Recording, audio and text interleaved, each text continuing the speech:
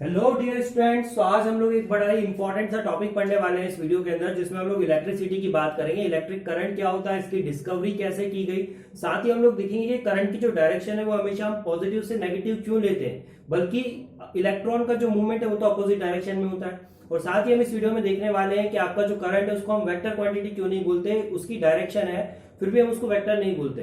तो इन सारे रहस्यों से आज हम लोग पर्दा उठाने वाले हैं और एक बड़ा ही इंटरेस्टिंग सा आपके लिए यहाँ पर डिस्कशन हमारा होने वाला है। तो इस वीडियो में एंड तक बने रहिएगा। चलिए स्टार्ट करते हैं। बात कर रहे हैं हम लोग किसकी, इलेक्ट्रिसिटी की। देखिए इलेक्ट्रिसिटी का जो रोल है ना हमारी लाइफ में बहुत ही इंपॉर्टेंट रोल है। अब एक मिनट के लिए जस्ट इमेजिन कीजिए कि अगर आपके आसपास से इलेक्ट्रिसिटी चली जाए तो क्या होगा। हमारे आसपास जितनी भी हम लोग मशीनरी देख रहे हैं सभी काम करना बंद कर देगी। आपका लाइट का बल्ब हुआ, फैन हुआ, टीवी, मोबाइल, ठीक है, आपका जो एसी है, वॉशिंग मशीन है, एवरीथिंग। तो ये सारी चीजें क्या हो जाएगी, एकदम से काम करना आपकी बंद कर देगी। तो सोच सकते हो कि आपकी लाइफ कैसी हो जाएगी। पुराने जमाने में क्या होता था, जब इलेक्ट्रिसिटी नहीं होती थी तो राजा महाराजाओं के अगर लाइट चाहिए तो क्या जलाते थे, दिया। तो हमको दिया जलाकर रहना पड़ेगा। पंखा करना है तो एक हाथ से कोई बंदा हमारे लिए क्या कर रहा होगा, पंखा, या खुद ही हम लोग हाथ से क्या कर रहे होंगे, पंखा कर रहे होंगे। तो इलेक्ट्रिसिटी का इतना ज्यादा इंपॉर्टेंस है हमारी लाइफ के अंदर। और इतना ही नहीं, हमारी बॉडी को प्रॉपरली काम करने के लिए इलेक्ट्रिसिटी चाहिए। कैसे, हम तो कुछ अपने आप को चार्ज तो कर नहीं रहे ना भाई इलेक्ट्रिसिटी से, तो हमको कैसे इलेक्ट्रिसिटी चाहिए। तो हमारी जो बॉडी है ना, इसके अंदर हार्ट नाम का, एक दिल नाम का एक बड़ा ही खूबसूरत सा ऑर्गन रहता है। तो ये जो दिल होता है ना, इसको अपने काम करने के लिए इलेक्ट्रिकल इंपल्सेस की रिक्वायरमेंट होती है। आपने इलेक्ट्रोकार्डियोग्राम का नाम सुना होगा। तो ईसीजी के अंदर आप देखते होंगे कि कुछ इस तरह से कुछ आपका जो है ईसीजी जो है वो बनता है।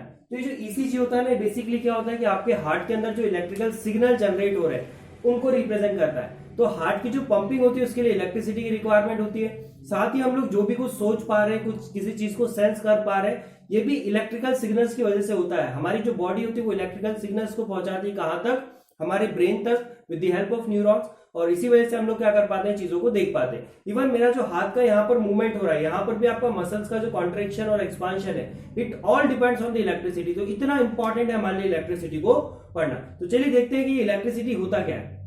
इलेक्ट्रिसिटी का मतलब है it is the form of energy. ये एक फॉर्म ऑफ एनर्जी है, नेचुरल एनर्जी है जो कि आपके नेचर में एग्जिस्ट करती है। या हम कह सकते हैं कि electricity is a branch of physics that deals with the study of electrons. Electrons या चार्जेस की जो स्टडी, उसी को हम क्या बोलते हैं, इलेक्ट्रिसिटी। आपने कई बार डेली लाइफ में ये चीज ऑब्जर्व की होगी कि जब आप किसी चीज को टच करते हो तो वहां पर आपको एक झटका लगता है, इलेक्ट्रिक शॉक लगता है। ठीक है, तो शॉक भी जो है ये किसकी वजह से लगता है, आपका इलेक्ट्रिसिटी की वजह से। इलेक्ट्रिसिटी जनरेट होती है फ्रिक्शन की वजह से।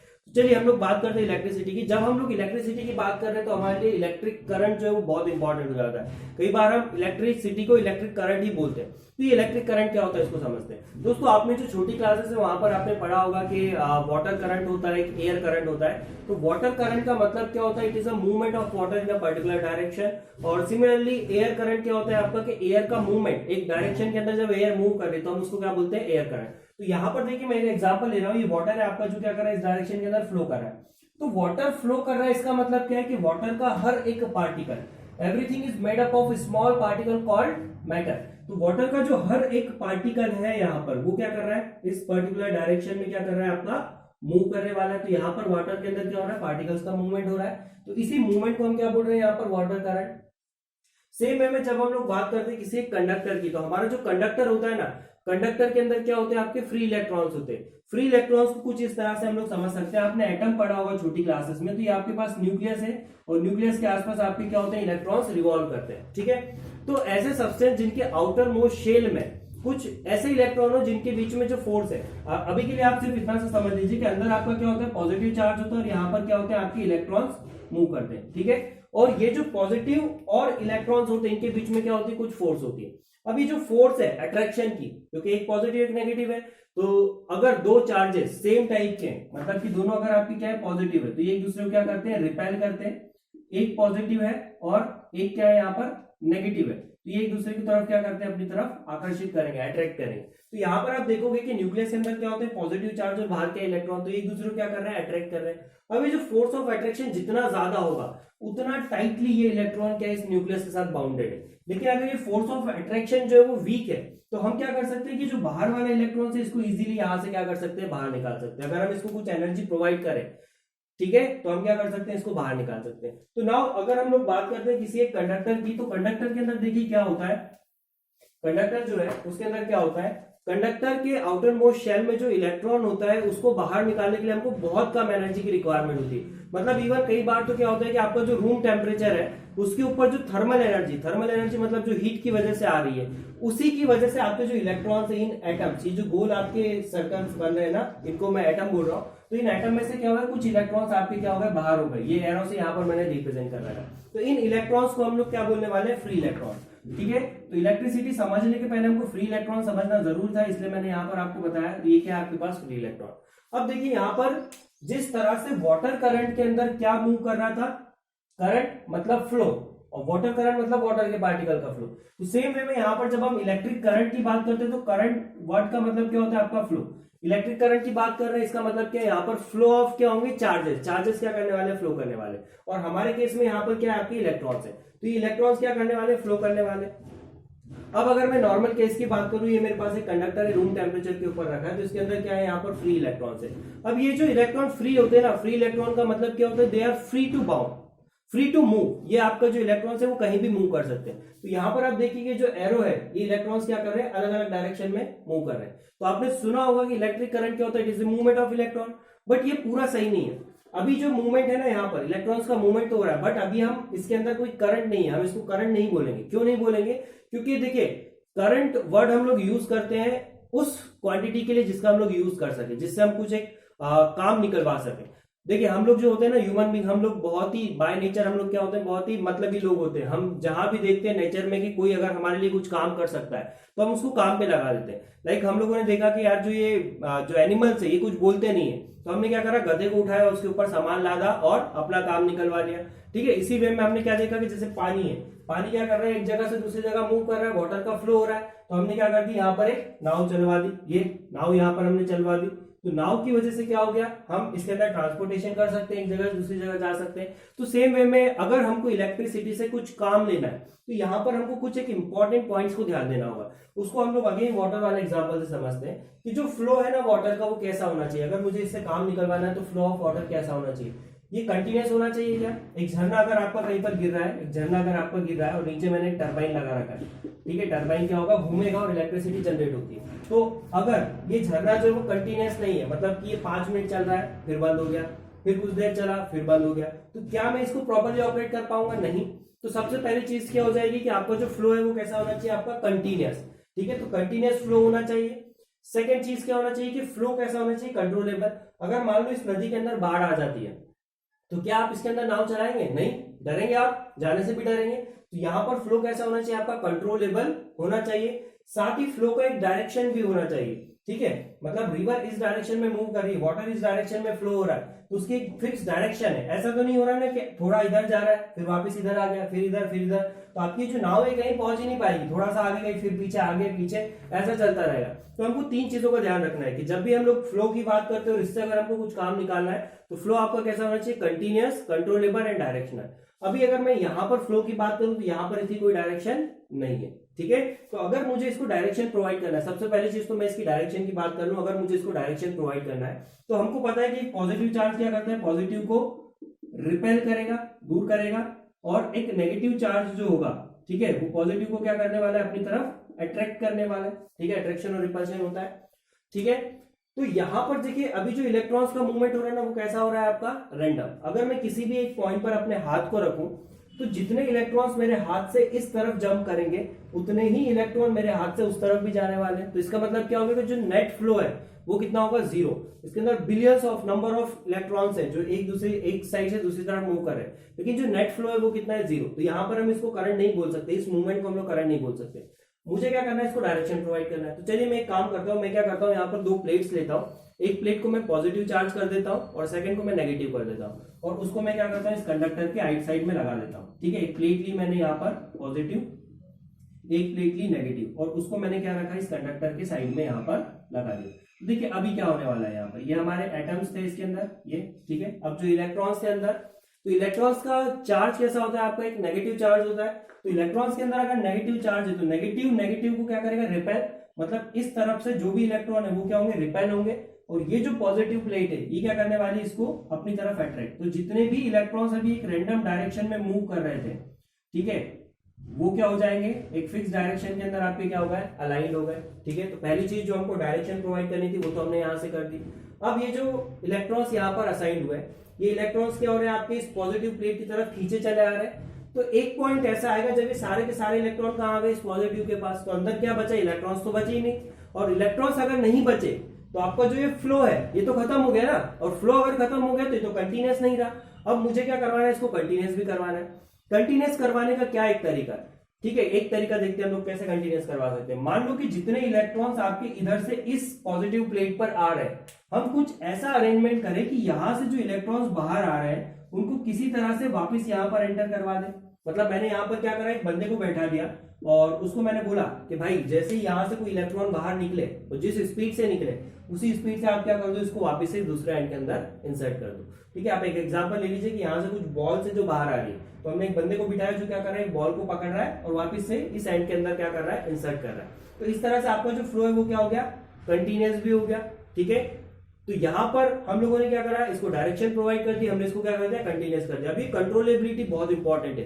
देखिए, जो भी चीज अनकंट्रोलेबल होती है वो विनाशकारी हो सकती है आपके लिए। लाइक लाइट जो होती है ना आपकी, जो इलेक्ट्रिसिटी होती है तो लाइटनिंग में भी आती है। जब बादल गरजते हैं, लाइटनिंग होती है तो वहां भी इलेक्ट्रिसिटी आती है, बट हम उसका यूज नहीं कर सकते। क्यों? क्योंकि वो एक अनकंट्रोलेबल इलेक्ट्रिसिटी है। तो जब तक हम किसी चीज को कंट्रोल नहीं कर सकते, हम उससे यूज नहीं ले सकते। और हमको तो क्या करना है, हमको इस करंट को काम पे लगाना है, जैसे हमने उस गधे को लगाया था। ठीक है, उसी तरह से हमको इस करंट को काम पे लगाना है। तो यहां पर करंट क्या होना चाहिए, आपका कंट्रोलेबल भी होना चाहिए, मतलब कि एक्सेस अमाउंट में इलेक्ट्रॉन्स फ्लो नहीं होना चाहिए। अगर एक्सेस अमाउंट में इलेक्ट्रॉन्स या चार्जेस आपके फ्लो होने लग जाए तो यहाँ पर शॉर्ट सर्किट होता है और आग भी लग सकती है। आपने नाम सुना होगा शॉर्ट सर्किट का कई बार, तो आग भी जो है वो यहाँ पर क्या हो सकती है, आपकी लग सकती है। तो इसको हमको कंट्रोलेबल बनाना है। चलिए देखते हैं हम लोग इसको कैसे कंट्रोलेबल बनाएंगे। चलिए, यहाँ पर करंट को कंटिन्यूअस और डायरेक्शनल बनाने के लिए हमको किसी एक बंदे को बैठाने की जरूरत नहीं है। हमारे पास एक बहुत ही इंपॉर्टेंट यहाँ पर जो डिवाइस है जिसको हम क्या बोल सकते हैं, बैटरी। ठीक है, बैटरी की मदद से हम क्या कर सकते हैं, इस चीज को अचीव कर सकते हैं। तो यहाँ पर अगर मैं क्या करूँ, एक बैटरी लगा दूं। ठीक है, ये अगर मैंने क्या लगा दी, यहाँ पर एक बैटरी, तो ये जो बैटरी है ना आपकी, ठीक है, ये क्या करेगी, यहाँ पर से जो इलेक्ट्रॉन्स इधर से इधर आ रहे हैं, इसका एक पॉजिटिव टर्मिनल होगा, एक नेगेटिव टर्मिनल होगा। तो नेगेटिव टर्मिनल से लगातार इलेक्ट्रॉन्स को क्या करेगी, इसके अंदर सप्लाई करेगी। और ये जो नेगेटिव इलेक्ट्रॉन्स है इस पॉजिटिव की वजह से लगातार इसके अंदर क्या होंगे, अट्रैक्ट होंगे। तो यहाँ पर देखिए जो फ्लो है ना वो कंटिन्यूअस हो जाएगा लगातार। यहाँ से इलेक्ट्रॉन्स निकल रहे हैं, इस डायरेक्शन से घूमते हुए वापस से कहां पर आ रहे हैं, इस डायरेक्शन के अंदर एंटर कर रहे हैं। तो यहां से मैंने क्या कर दिया, इसको डायरेक्शन प्रोवाइड कर दी।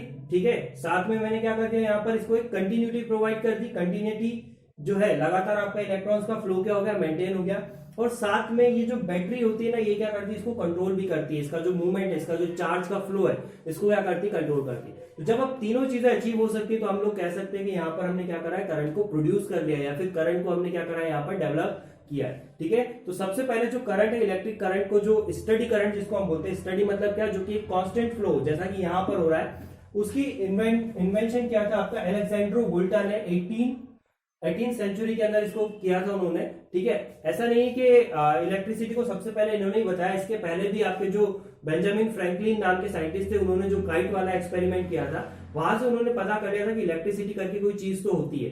ठीक है, बट इसका जो स्टडी करंट का जो प्रोडक्शन है वो सबसे पहले किन्होंने किया था, वोल्टा ने। और इसके बाद फिर आपका जो माइकल फैराडे आए थे, उन्होंने एक इलेक्ट्रिक मोटर बनाई, जिससे हम लोग जो एक इलेक्ट्रिसिटी पे वर्क करती थी, जिसकी मदद से आज देखिए कितने सारे काम हो रहे हैं आपके, वॉशिंग मशीन हुआ, फैन हुआ, जो जितनी भी जहां पर भी आपका मूवमेंट होता है, व्हीकल हुए, उनके अंदर क्या होती है, इलेक्ट्रिक मोटर्स लगी हुई होती है। तो ये हुआ यहाँ पर आपका ओवरऑल डिस्कशन। अब इसके अंदर हम लोग बात करते हैं कि हम करंट को कैसे डिफाइन करें। देखिए, करंट क्या है एक्चुअल में, it is a movement of charges. जैसा कि वाटर के अंदर क्या हो रहा था, मूवमेंट ऑफ पार्टिकल, वैसे इलेक्ट्रिसिटी के अंदर क्या होगा, मूवमेंट ऑफ चार्जेस। ठीक है, इलेक्ट्रिक करंट का मतलब क्या होगा, मूवमेंट ऑफ चार्जेस। तो यहाँ पर electric current is stream of moving charges. यहाँ पर हम क्या बोल रहे हैं कि इलेक्ट्रिक करंट क्या है, वो स्ट्रीम है मूविंग चार्जेस की। And not all the moving charges constitute a current. जितने भी मूविंग चार्जेस है, जरूरी नहीं कि वो करंट को कॉन्स्टिट्यूट करें। फॉर एग्जांपल यहाँ पर देखिए आपके चार्जेस तो मूव कर रहे हैं, बट उनकी डायरेक्शन फिक्स नहीं है, तो ये आपका करंट को कॉन्स्टिट्यूट नहीं करे। और साथ ही साथ आप लोग यहाँ पर जब देखोगे तो ये हमारे पास क्या है, कुछ एटम्स है। तो जब ये चार्जेस मूव करेंगे और इन एटम से टकराने वाले, ठीक है। तो टकराने के बाद यहाँ पर क्या होगा, कोलिजन, और ये अपनी डायरेक्शन भी चेंज करेंगे। मतलब कि इवन दो मैंने बैटरी लगा दी है, लेकिन उसके बाद भी कुछ जो इलेक्ट्रॉन से आपके जो टकराएंगे, ठीक है, फॉर एग्जांपल ये इलेक्ट्रॉन आपका यहाँ से आकर टकराया, तो टकराने के बाद ये क्या होगा, इस डायरेक्शन में भी मूव करेगा। तो इस वजह से यहाँ पर हमने क्या बोला है कि not all the moving charges constitute a current. तो करंट को अगर मुझे यहाँ पर डिफाइन करना है, अगर मुझे करंट की डेफिनेशन देना है, आपका जो बुक के अंदर भी है, तो करंट क्या होता है, current is the electric current is defined as electric current is defined as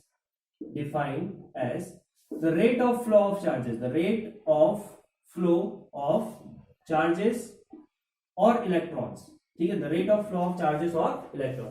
अभी rate of flow of charge क्या है, यहां पर हमको ये पता करना है कि भाई करंट कितना है, क्योंकि जिस चीज को हम मेजर नहीं कर सकते ना, उसको डील करना हमारे लिए काफी डिफिकल्ट होता है। तो यहाँ पर हमने ये तो देख लिया कि हाँ भाई करंट तो फ्लो कर रहा है, अभी करंट की वैल्यू कितनी है इसको हमको पता करना है। तो देखिए करंट की वैल्यू हमको अगर पता करना है तो हम एक सिंपल सा काम कर सकते हैं। ये जो कंडक्टर है, यहाँ पर मैं किसी एक हाथ को अगर रखता हूं मान लो, और मैं ये देखूं कि यहाँ पर 1 सेकेंड के अंदर कितने इलेक्ट्रॉन्स इधर से इधर जा रहे हैं, ठीक है। इलेक्ट्रॉन मतलब क्या, चार्ज। हर एक इलेक्ट्रॉन के ऊपर क्या होता है, आपका चार्ज होता है। एक इलेक्ट्रॉन पे कितना चार्ज होता है, 1.6 × 10⁻⁻19 कूलम। तो मैं क्या देखूं कि यहां से 1 सेकंड में कितना चार्ज फ्लो कर रहा है। तो मैं क्या बोल सकता हूं, चार्ज के टर्म्स में मैं इसको रिप्रेजेंट कर सकता हूं, बिकॉज एक्चुअल में मोशन किसका हो रहा है, आपका चार्ज का, और इलेक्ट्रिक करंट भी क्या है, मूवमेंट ऑफ चार्जेस। तो हम क्या बोल सकते हैं कि करंट क्या होगा, 1 सेकंड में कितना चार्ज फ्लो हो रहा है डिवाइडेड बाय टाइम लिख देता हूं मैं, ठीक है। मान लीजिए कि 1 सेकंड में आपका कितना 10 कूलम का चार्ज या 1 कूलम का चार्ज आपका 1 सेकंड के अंदर फ्लो हुआ, ठीक है। तो मेरे पास करंट कितना हो जाएगा, आपके पास 1 एम्पियर। चार्ज की यूनिट होती है कूलम, टाइम की सेकंड, तो 1 coulomb divided by 1 second is equal to कितना हो जाएगा आपका 1 एम्पियर। इसकी जो वैल्यू होती है आपकी इलेक्ट्रिक करंट की, वो क्या होती है आपकी एम्पियर। एक साइंटिस्ट है, महान साइंटिस्ट, जिनके नाम पर इसकी वैल्यू को हमने रखा है। तो ये क्या हो गया आपका 1 एम्पियर, ठीक है। अगर मान लो कि 10 सेकंड तक मैं मेजर करता हूं, तो 10 सेकंड में लेट्स से कि अगर 10 कूलम का करंट चार्ज आपका फ्लो हुआ, तो 10 second divided by 10 second, 10 coulomb divided bye 10 second, तो अगेन देखिए कितना आ रहा है आपका 1 एम्पियर। तो हम सिंपली क्या कर सकते हैं कि कितना चार्ज फ्लो हो रहा है कितने टाइम में, उसको अगर हम डिवाइड करें तो हमको क्या मिलेगा, इलेक्ट्रिक करंट। तो electric current is defined as the rate of flow of electron. तो आई इज इक्वल टू कितना होगा आपका Q/T। यूनिट मैंने आपको इसकी बता दी, यूनिट क्या होती है इसकी, एम्पियर। नाउ यहाँ पर अब एक इंपॉर्टेंट क्वेश्चन आता है कि क्या ये जो चार्ज है, ठीक है, ये कंटिन्यूअस भी है, हमने देख लिया, इसकी डायरेक्शन भी हमने देख ली, कंट्रोलेबल भी है, लेकिन अगर जो चार्ज का फ्लो है वो चेंज हो रहा है। चेंज हो रहा है मतलब कैसे, मान लो कि अगर मेरे पास एक ही कंडक्टर है और यहां पर अगर मैं अपना हाथ लगाऊं, तो मान लो कि पहले सेकंड में चार्ज कितना आ रहा है आपका 5 कूलम, सेकंड वाले में कितना आ रहा है लेट्स से 4 कूलम, फिर अगले में कितना है 7 कूलम। तो जो चार्ज का फ्लो है वो अगर कांस्टेंट नहीं है, तो उस केस में क्या होगा करंट, उस केस में हम करंट को कैसे डिफाइन करें। तो उस केस में हम लोग जब करंट को डिफाइन करते हैं ना, तो हम लोग इंस्टेंटेनियस करंट को डिवाइड करते हैं। हम लोग क्या करते हैं, dQ/dt, एक स्मॉल टाइम इंटरवल के लिए हम लोग क्या करते हैं, चार्ज निकालते हैं, कितना चार्ज फ्लो हुआ है कितने टाइम के अंदर, और उससे हम लोग क्या फाइंड करते हैं, करंट की वैल्यू, ठीक है। तो ये जो होता है इसको हम इंस्टेंटेनियस बोलते हैं। और जब भी आपका करंट वेरी कर रहा है तो इसकी वैल्यू हर एक पॉइंट पर, हर एक टाइम इंटरवल के लिए क्या हो सकती है, अलग। और ये जो करंट है आपको कौन सा करंट है, स्टडी करंट। स्टडी करंट मतलब जिसकी वैल्यू क्या है आपकी फिक्स, जो कि हमने बैटरी लगाकर जो निकाला था ना, उसको हम लोग क्या बोलते हैं, स्टडी करंट, ठीक है। तो यहाँ पर ये हुई आपकी बात किसकी, करंट की। करंट क्या होता है आपका, फटाफट से बता दो, करंट क्या होता है आपका, current is the rate of flow of electron. किस रेट से आपके इलेक्ट्रॉन्स फ्लो कर रहे हैं उसी को हम लोग क्या बोलने वाले हैं यहाँ पर, करंट। करंट का फॉर्मूला क्या होता है, Q/T। Q क्या है आपका चार्ज, T क्या है time. Charge unit coulomb, time second, coulomb per second क्या होता है आपका एम्पियर, ठीक है। तो 1 एम्पियर को हम कैसे डिफाइन कर सकते हैं, the 1 ampere current is equal to the flow of 1 coulomb of charge in 1 second. अगर 1 कूलम का चार्ज 1 सेकंड में फ्लो कर रहा है तो हम क्या बोलेंगे कि हमारे पास कितना करंट है, 1 एम्पियर का करंट है। ना अब एक इंपॉर्टेंट चीज हम लोग देखने वाले हैं यहाँ पर, डायरेक्शन ऑफ करंट। कि करंट की जो डायरेक्शन है वो क्या होगी, इसके पीछे एक दुख भरी कहानी जिसको हम लोग आज देखते हैं, समझते हैं। इलेक्ट्रिक करंट की डायरेक्शन की हम लोग अगर बात करें तो करंट की जो डायरेक्शन हम लोग लेते हैं, always flow from positive terminal of battery to the negative terminal. अगर हमने एक कंडक्टर है, यहाँ पर एक बैटरी लगाई पॉजिटिव और नेगेटिव, तो करंट की जो डायरेक्शन है वो हम लोग क्या लेने वाले हैं, पॉजिटिव से नेगेटिव की तरफ, ठीक है। तो करंट का जो डायरेक्शन होगा वो क्या होगा, पॉजिटिव से नेगेटिव की तरफ। लेकिन यहाँ पर इलेक्ट्रॉन जो है आपके, हमको पता है कि इलेक्ट्रॉन कहां से कहां फ्लो कर रहे हैं, नेगेटिव से पॉजिटिव की तरफ, और इलेक्ट्रॉन के फ्लो को ही हम क्या बोलने वाले हैं, करंट। तो भाई जब इलेक्ट्रॉन नेगेटिव से पॉजिटिव आ रहे हैं ठीक है, तो हम लोग डायरेक्शन ऑफ करंट पॉजिटिव से नेगेटिव क्यों ले रहे हैं, इसके पीछे का क्या रहस्य है? तो इसके पीछे करंट की एक बहुत ही दुख भरी कहानी है जिसको हम लोग समझते हैं। देखिए क्या हुआ था कि आपका जो करंट है ना, करंट का इन्वेंशन हो गया था 1800 के अंदर, ठीक है, और उस टाइम तक हमको ये पता नहीं था कि एक्चुअल में कंडक्टर के अंदर क्या मूव करता है, मतलब इलेक्ट्रॉन जो है आपका, इसकी तो तब तक डिस्कवरी तक नहीं हुई थी, तो हमको कोई पता ही नहीं था कि इलेक्ट्रॉन नाम का भी कोई चीज होता है। तो उस टाइम पर साइंटिस्ट लोगों ने क्या अज्यूम करा कि नेचर में आप देखिए जितनी भी चीजें ना वो सब की सब क्या होती है, हायर पोटेंशियल से लोअर की तरफ, हायर लेवल से एक लोअर लेवल की तरफ क्या करती है, मूव करती है। फॉर एग्जाम्पल अगर हम वाटर की बात करें तो वाटर क्या करेगा, एक हाइट से डाउन डाउन डायरेक्शन में क्या करता है, मूव करता है नीचे की तरफ, ऊपर से नीचे आएगा। सेम वे में आप अगर देखो तो दो अगर ऑब्जेक्ट है जिनका टेम्परेचर अगर अलग अलग है, एक का टेम्परेचर मान लेते हैं 100 डिग्री सेल्सियस है, एक का 20 है, दोनों को अगर हम किसी कंडक्टर से कनेक्ट कर दें तो आपका जो हीट है वो कहां से कहां फ्लो होगी, गर्म ऑब्जेक्ट से ठंडे की तरफ, ठीक है। तो यहां पर हर जगह हम लोग देखते हैं कि चीजें जो है वो कहां से कहां फ्लो कर रही थी, हायर पोटेंशियल से लोअर पोटेंशियल की तरफ। तो यहां पर उस टाइम पर जो साइंटिस्ट थे उन्होंने क्या कहा कि ये जो पॉजिटिव टर्मिनल है, पॉजिटिव मतलब क्या, हायर वैल्यू, नेगेटिव मतलब क्या, लोअर वैल्यू। तो उन्होंने ये असम्पशन लिया कि आपका जो करंट है वो कहां से कहां फ्लो कर रहा है, पॉजिटिव से नेगेटिव कर रहा होगा। मतलब उनका ऐसा मानना था, क्योंकि उस टाइम तक इलेक्ट्रॉन की डिस्कवरी नहीं हुई थी, तो उन्होंने ऐसा माना कि इसके अंदर क्या कर रहे हैं, कुछ पॉजिटिव चार्ज फ्लो कर रहे हैं, और वो कहां से कहां कर रहे हैं, पॉजिटिव से नेगेटिव की तरफ, ठीक है। उनका क्या मानना था कि आपका जो करंट है वो कहां से कहां फ्लो कर रहा है, पॉजिटिव से नेगेटिव की तरफ, ठीक है। और इसके बेसिस पे सब कुछ हो चुका था, मतलब जितनी बुक्स थी वो सारी प्रिंट हो चुकी थी। आपका जो थ्योरी था इलेक्ट्रोमैग्नेटिज्म का, जो पूरा थ्योरी था वो इसके बेसिस पे क्या कर दिया था, डिजाइन कर दिया गया था पॉजिटिव से नेगेटिव की तरफ।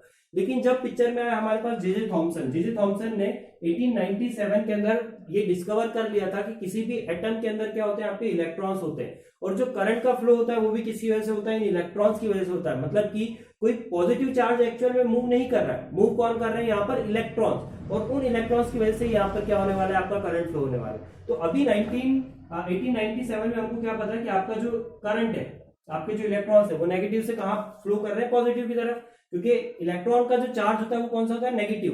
तो ये कहां से निकलेंगे, नेगेटिव टर्मिनल से निकलेंगे। तो करंट की डायरेक्शन, इलेक्ट्रॉन्स की जो डायरेक्शन है वो अपोजिट है। तो यहाँ पर एक बहुत बड़ा धर्म संकट हो गया कि भाई हम तो पॉजिटिव डायरेक्शन मान रहे थे, इसी के बेसिस पे हम सब कुछ डिजाइन कर चुके थे, लाखों करोड़ों बुक्स पब्लिश हो चुकी थी, उन सबको वापस बुलाकर इसको करेक्ट करना तो पॉसिबल था नहीं। तो वहां पर हम लोगों ने क्या किया कि ऐसा करंट जो कि पॉजिटिव से नेगेटिव की तरफ जा रहा है उसको हम क्या बोलते हैं, कन्वेंशनल करंट। हमने इसको मान लिया कि आपका जो करंट है, ठीक है, आपका जो करंट है जो पॉजिटिव से नेगेटिव हम लोग लेकर चले थे, उसको हमने नाम दे दिया, यहाँ पर क्या दे दिया, कन्वेंशनल करंट। और जो करंट आपका एक्चुअल में इलेक्ट्रॉन का जो फ्लो हो रहा है उसको मैं एक्चुअल करंट बोल देता हूँ। तो एक्चुअल करंट की जब मैं बात करूंगा तो मैं यहाँ पर किसकी बात करूंगा, फ्लो ऑफ इलेक्ट्रॉन की।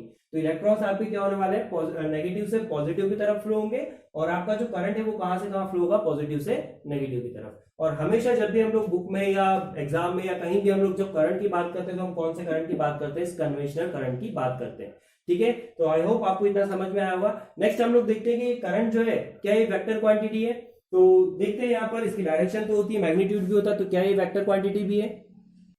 चलिए स्केलर और वेक्टर क्वांटिटी को हम लोग समझते हैं। स्केलर क्वांटिटी क्या होती है, ऐसी क्वांटिटी जिनका सिर्फ क्या हो, मैग्नीट्यूड। मैग्नीट्यूड मतलब क्या हो, कुछ एक वैल्यू हो। फॉर एग्जाम्पल अगर मैं लेंथ की बात करूं तो फॉर एग्जाम्पल अगर इस बोर्ड की लेंथ की मैं बात करूं तो लेट से मैंने क्या बोला, इसकी बोर्ड की लेंथ कितनी है आपकी, लेट से मैंने बोला 1 मीटर।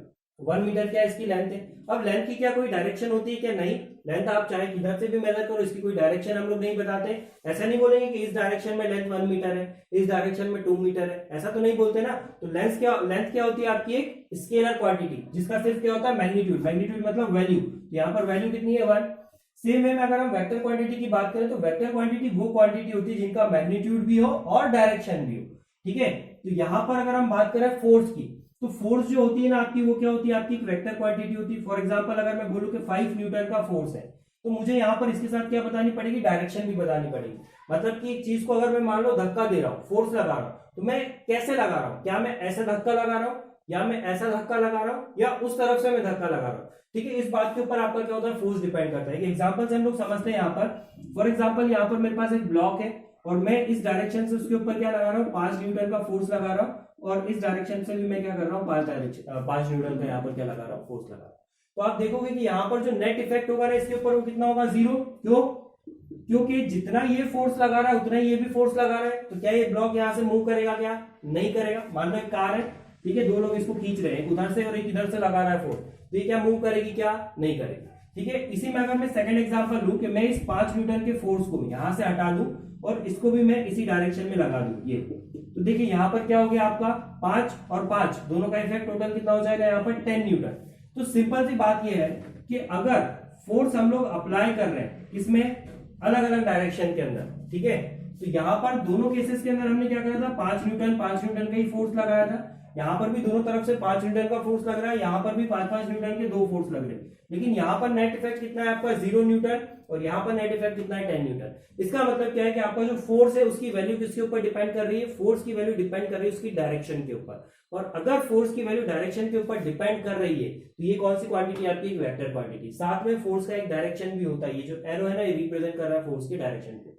अब बात अगर हम लोग करें करंट के लिए, तो क्या करंट के केस में भी ऐसा होता है क्या कि अगर हम अलग अलग डायरेक्शन से करंट को पहुंचाए तो क्या उसकी वैल्यू के अंदर चेंज आएगा, जैसा कि यहाँ पर आ रहा है, इसको हम लोग देख लेते हैं। तो सबसे पहली चीज तो अगर मैं बात करूं करंट की, तो देखने पर तो ऐसा लगेगा कि करंट क्या आपका एक वेक्टर क्वांटिटी। क्यों? क्योंकि करंट की एक यूनिट होती है, क्या होती है इसकी यूनिट, आपका एम्पियर यूनिट होती है। तो अगर हम करंट की बात करें तो उसका कुछ मैग्नीट्यूड होगा, like 1 ampere, 2 ampere, 3 ampere, 5 ampere and so on.